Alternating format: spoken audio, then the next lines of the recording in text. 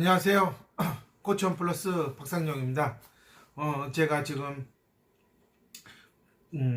동영상을 두 개를 올렸습니다.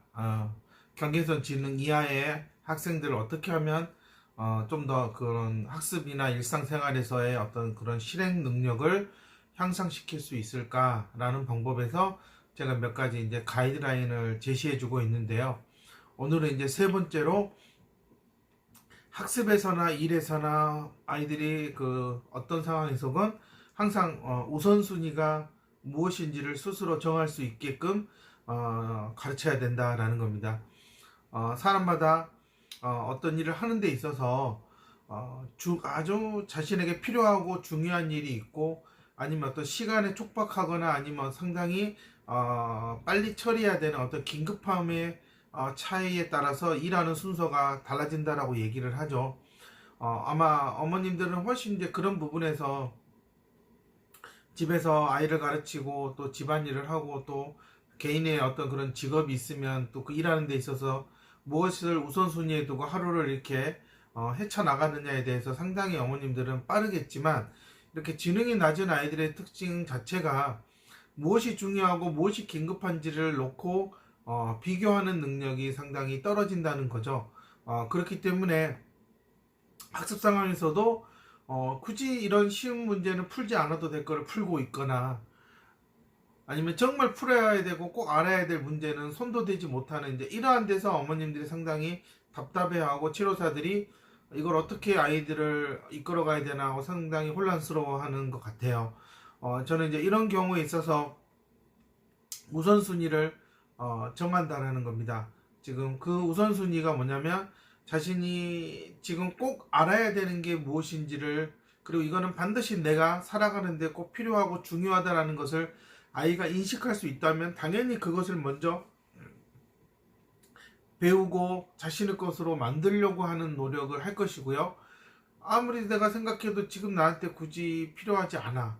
근데 아이는 너무나 충동적으로 막 그것을 하고 싶어 하는 거죠. 그게 이제 대표적으로 이제 게임이나 뭐 유튜브 시청 같은 것들이죠. 이런 것들은 아이에게 지금 당장 긴급하지는 않아요. 근데 아이가 특별히 다른 것을 잘하는 게 없기 때문에 오히려 이제 그러한 유튜브나 게임 쪽으로 쉽게 빠져들어가서 나는 그게 더 급해. 근데 이렇게 접근하기 때문에 사실 이제 그런 데서 상당히 엄마와 아이들 간에 감정의 골은 점점 깊어가고, 그 와중에 또 지켜보는 치료사들도 상당히 이걸 어떻게 해야 되나 고민한다는 겁니다. 분명히 어떤 일을 하건 공부를 하건 있어서 우수한 학생과 그렇지 않은 학생, 또 능력 있는 프로와 그렇지 않은 아마추어들 사이에서는 일을 정하는 순서가 다르다라는 거죠. 그렇기 때문에 당연히 결과값도 다를 수밖에 없는 거고요. 저는 이제 이런 측면에서 아이들이 조금이라도 자신이 하루하루 해야 되는 그 숙제나 여러 가지 그런 일상의 스케줄에서 우선순위를 정하고, 무엇보다도 그 우선순위를 정했을 때에 그 우선순위에 맞춰서 과제를 시작하고 끝내는 시간을 기록하고, 그 동안에 얼마만큼의 시간이 걸렸는지를 어느 정도는 계속 체크를 해야 된다라는 겁니다. 그랬을 때 분명히 아이가 너무나 쉽게 끝난다고 생각했던 어떤 과제에서 시간이 더 오래 걸릴 수도 있고요.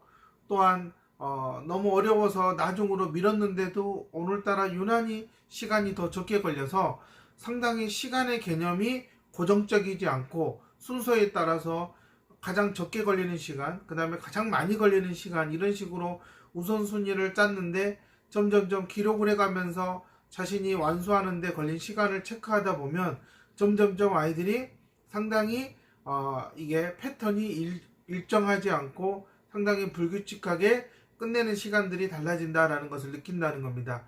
이런 걸 통해서 아이들이 결국은 내가 과제를 어떻게 집중하고 해결책을 찾느냐에 따라서 끝나는 시간이 달라진다. 즉 자신에게 모든 어떤 그러한 결과가 달라지는 그러한 것들이 다 자신에 따라 달라진다는 걸 느끼게 해야지만이 이 아이들이 좀 더 시간을 최소화시켜서 결과를 좀 더 긍정적이고 극대화시키는 방법으로 성향이 바뀌어간다는 겁니다.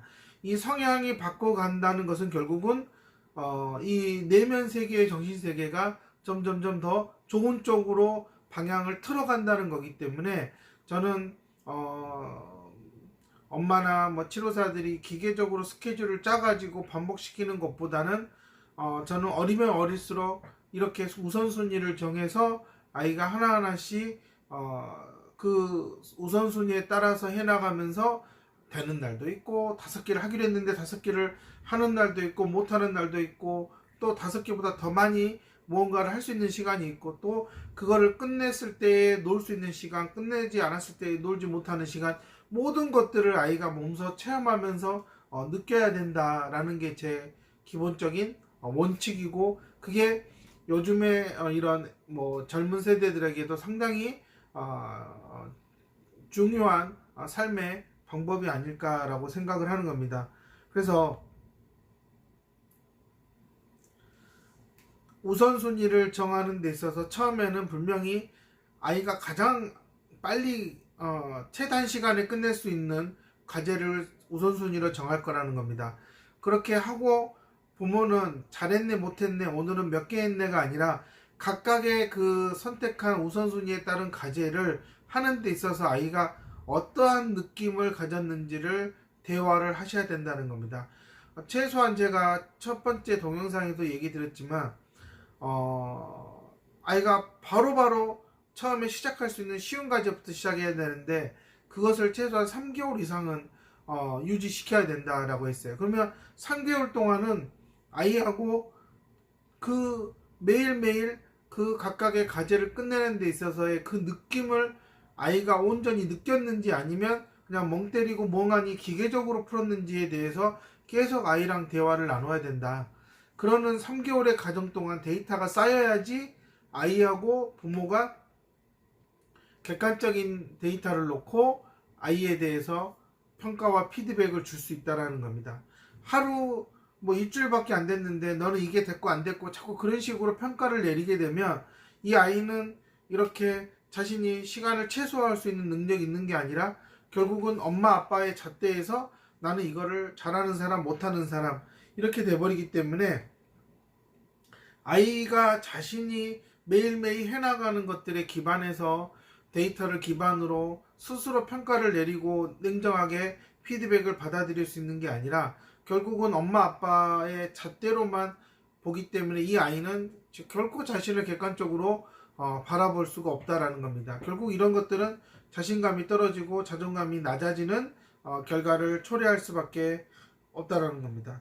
그래서 이렇게 우선순위로 과제나 어떤 숙제의 순서를 정해서 하는 것들은 아무래도 아이가 첫 번째 과제에서 다음번 과제로 넘어가는 그런 전환 시점에서의 아이가 주의가 분산되거나 아니면 관심이 떨어지거나 흥미가 떨어지는 부분들을 메꾸기 위해서, 즉 딴짓으로 돌아갈 수 있는 그런 타이밍을 최소화시키기 위해서는 아이가 스스로 순서를 정하게끔 하는 게 무엇보다 중요하다는 겁니다. 그렇다고 뭐 아이들이 뭐 순서를 정했는데 뭐 오늘부터 시작해서 바로바로 그 순서대로 다 따라할 수도 있고 또 순서를 지키다가 중간에 포기할 수도 있고 쉽지 않을 거예요. 그만큼 경계선 지능 아이들이 과제를 완수하는 그런 실행 능력은 상당히 취약하고 빈약하고 체계적으로 갖춰지지 못했다라는 것을 누구나 보면 알 수 있거든요. 할 것 같은데 하지 못한다라는 겁니다. 그만큼 뒷심이 부족하다라고 말할 수 있는 거죠. 그 뒷심을 키우려면 어찌됐든 아이가 자신이 우선순위를 정해서 할 수 있는 대로 해봐야 되고, 어디까지 내가 할 수 있는지를 평균적인 데이터를 모으는 기간은 어릴 때일수록 가장 아이가 부정적 피드백에 대한 걱정이나 불안을 갖지 않고 충분히 할 수 있다라는 겁니다. 저는 이제 이런 점에서 제가 첫 번째 동영상에서 얘기했듯이 되도록이면 첫 번째 과제는 좀 10분 안에 끝낼 수 있어야 된다라는 거죠. 10분 안에 끝낼 수 있다라는 것은 상당히 프로세스가 간단하고 바로바로 그 다음으로 이어져서 결과가 나오기 때문에 아이 내에 상당히 긍정적인 피드백을 주고 자신감과 흥미를 끌어주기 때문에 저는 그 10분 안에 끝내는 과제가 항상 우선순위에 들어왔으면 좋겠다라는 겁니다. 초창기에는 무엇보다도 다른 무엇보다도 부모의 어떤 간섭이나 어떤 그런 개입이 없이 아이가 온전히 첫 번째, 두 번째, 세 번째까지의 과제는 아이가 좀 선택을 해서 할 수 있게끔 해야 된다라는 겁니다. 계속 얘기하지만 양을 많이 하는 것보다는 우선은 상당히 질적으로 프로세스를 아이가 습득해서 내가 바로바로 그 다음에 무엇을 해야 될지를 기억할 수 있게끔 이런 알고리즘을 형성해 가는 게 상당히 중요하다라는 겁니다.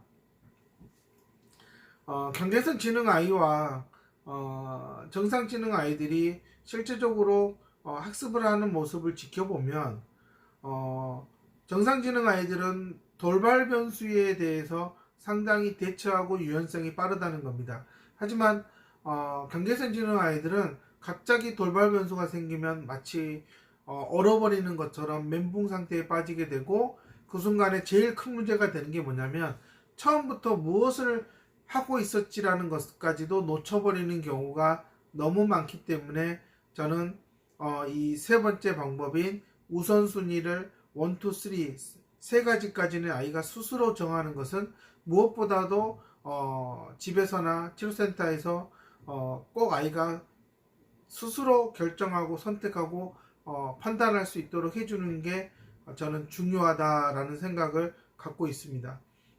그래서 무엇보다도 아이가 예를 들어서 이런 경우가 있어요.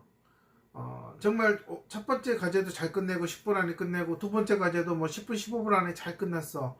근데 세 번째 도구질 하는데 갑자기 주의가 분산되고 피로도가 이제 몰려오고 집중력이 떨어지니까 이제 다른 쪽으로 관심을 쏠려서 책상에서 벗어나거나 공부하는 공간에서 벗어나거나 그래서 뭐 장난감을 만진다거나 핸드폰을 만진다거나 이렇게 벗어날 수 있다는 거예요. 그렇게 벗어났을 때 아이가 돌아오면 물론 뭐 돌아올 수도 있고 뭐 돌아오지 않을 수도 있는데 대부분의 부모님들은 계속 그 돌아오지 않는 것에 대한 지적을 많이 하시고 치료사들도 마찬가지죠. 근데 저 같은 경우는 이 아이가 돌아왔을 때 내가 무엇을 했고 무엇을 하지 않았는지를 과연 인지적으로 아느냐를 저는 상당히 이제 많이 지켜보거든요. 저하고도 하다가도 가끔은 주변에 있는 것들을 보고 신기해서 만져보고 싶어서 자리를 뜬다거나 그런 경우도 있어요. 근데 그러고 왔을 때 저는 그래서 너는 지금 뭐 하다 그런 거야? 라고 했을 때 대부분의 경계선 지능 아이들은 자신이 무엇을 하다가 잠깐 딴짓을 하고 왔는지를 모른다는 겁니다. 저는 이제 이런 점에서 아이가 안타까운 부분은 그러면 얼른 자기 신이 다시 무엇으로 해야 될지를 다시 빨리 시작점을 잡아야 되는데 그 시작점을 잡지 못한다라는 게 실질적으로 경계선 지능 아이들이 학습을 하다가 멈추고 딴짓을 하다가 돌아왔을 때 더 이상 지속하지 못하는 문제, 이런 문제가 계속 반복되면 당연히 경계선 지능 아이들은 학습에 대한 흥미라든지 자신감, 그 다음에 사고를 통해서 해결하려는 의지는 당연히 떨어질 수밖에 없다라는 겁니다. 저는 그래서 아이가 뭐 첫 번째 과제를 끝내고 두 번째를 끝내고 세 번째를 하려는 과정에서 아이가 만약에 상당히 이제 시선이 분산돼서 딴짓을 하게 됐다. 근데 어느 순간 이거 해야 되지 하고 왔을 때 아이가 분명히 그것을 책상에 펴놨다면 거기에다가 포스트잇이든 뭐든 그렇게 써놔야 된다라는 거예요. 내가 어디까지는 하다가 멈췄음, 이런 식으로 내가 어디까지는 진행이 됐고 어디까지는 진행이 되지 않았는지를 꼭 쓰는 습관을 둔다라는 겁니다. 이런 것들은 아마 제가 지금 하는 이 부분 포스트잇으로 멈췄을 때 거기에다가 내가 현재 무엇을 하다가 멈췄고 지금 하려고 하는지를 써놓고 간다라는 것은 다시 돌아왔을 때 미래의 자신에게 마치 보내는 타임머신처럼 그런 편지와 같은 거죠. 그래서 와보면 내가 여기서 멈췄구나라는 걸 정확하게 알면 빨리 주의를 집중해서 과제를 완성하는 데 걸리는 시간은 적게 걸릴 거라는 거예요. 근데 딴짓을 하다가 왔는데 아무것도 표시해 놓은 게 없으면 당연히 아이는 뭐부터 했지 하고 두리번거리다가 상당히 시간이 오래 걸린다라는 겁니다. 다시 장작불을 떼야 되는 일이 생긴다라는 거예요. 어느 정도 숯이 있으면 얼른 거기에다가 바람을 불어서 숯을 살려서 나무를 적절하게 배치해서 불을 태우는 게 아니라 불이 꺼졌네 라고 해서 그 숯을 치워버리고 다시 장작을 떼는 경우가 너무 많아요. 사실 부모님들, 어른들 입장에서는 왜 저러지 하지만 그 애들한테는 가장 최선의 방법이 그런 거거든. 그래서 부모님들이 봤을 때 너무나 답답하고 한심하고 왜 저러지 라고 보지만 이게 인지적으로 봤을 때는 상당히 아이가 이런 바로 멈췄다가 다음에 다시 와서 진행하는 데 있어서의 어디서부터 시작해야 되는지 부분을 아이가 정확하게 찾지 못한다라는 겁니다. 이런 부분은 특히 초등 고학년 중학생이 됐을 때 경계선 지능 아이들이 상당히 힘들어하는 부분이죠. 이제 이런 부분들이 학교 수업을 따라가거나 학원에서 수업을 따라가는 데 있어서 어려움을 겪는 부분이다라는 겁니다. 그래서 저는 이렇게 아이들이 포스트잇을 활용해서 잠깐 딴짓을 하고 싶다. 그럼 기꺼이 자신이 했던 곳에다가 자신이 구체적으로 무엇을 하다가 멈췄는지를 기록하고 딴짓을 하더라도 하게 냅둬라. 그리고 아이가 다시 돌아와서 할 때는 자신이 무엇을 써놨는지를 꼭 확인하게끔 해라. 저는 이런 것들은 나중에 성인이 되어서도 상당히 중요한 학습 전략이면서도 나름의 어떤 사회생활에 있어서 자신에게 주어진 일을 하는 데 있어서 다시 일을 멈췄다가 시작하는 데 있어서 중요한 전략 중에 하나다. 저는 이제 이런 것들은 치료사들도 배우면 상당히 도움이 많이 될 거라고 생각을 하고 있습니다. 저는 이 세 번째 방법에서 우선순위를 정한다는 거, 여러 가지 할 것들은 너무나 많지만 부모님 마음이야 해야 될 게 많고 부족한 게 많으니 당연히 많은 것들을 많이 해야 된다는 그런 조바심이 있겠죠. 근데 제 주인은 항상 배도 고픈 놈이 뭘 먹을지 생각한다라는 거예요. 아이가 뭔가를 알고 성취해가는 경험이 지금은 쌓여가면서 서서히 자신이 생각하는 것을, 그리고 자신이 무엇을 하다가 멈췄는지를 떠올릴 수 있어야 돼요.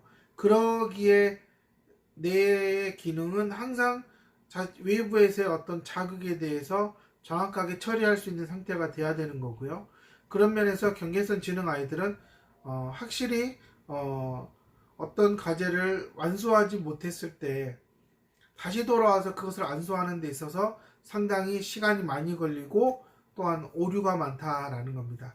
이런 부분을 고치기 위해서라도 우선순위를 정해서 첫 번째 하는 게 중요하고, 그리고 첫 번째, 두 번째 하는 과제는 되도록이면 10분에서 15분 내로 끝낼 수 있는 게 아이에게는 상당히 중요한 역할을 할 거다.